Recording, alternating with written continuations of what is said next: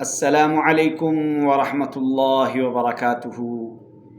M بابو تنولی اپنے دیکھنے، چاہنے اور سننے والوں کے سامنے حاضر ہے، ڈھیر ساری دعائیں لے کر حاضر ہے کہ اللہ تبارک و تعالی میرے چاہنے، سننے، دیکھنے والوں کو اپنے حفظ و امان میں رکھے اور غیب کے خزانوں سے رزق حلال نصیب فرمائے۔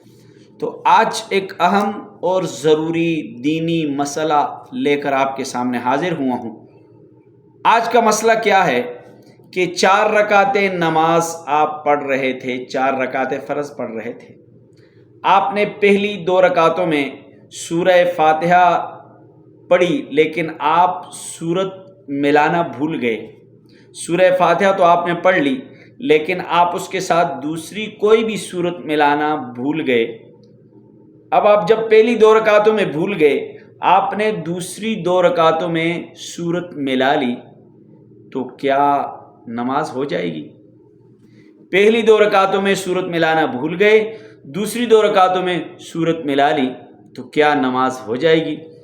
تو مسئلہ کو سمجھیے۔ اگر آپ پہلی 2 رکعتوں میں سورت ملانا سورہ فاتحہ کے ساتھ بھول گئے اور دوسری 2 رکعتوں میں آپ نے سورت الفاتحہ کے ساتھ سورت ملا لی، اب آپ کریں گے سجدہ سہو۔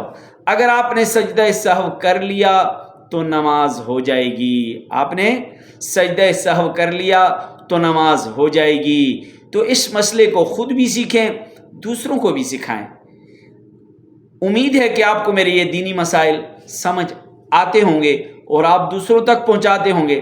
انشاءاللہ تعالی 4-5 دن بعد رمضان المبارک کی آمد ہے، تو رمضان المبارک میں آپ کے سامنے روزوں کے بڑے اہم اور جدید مسائل بیان کیے جائیں گے۔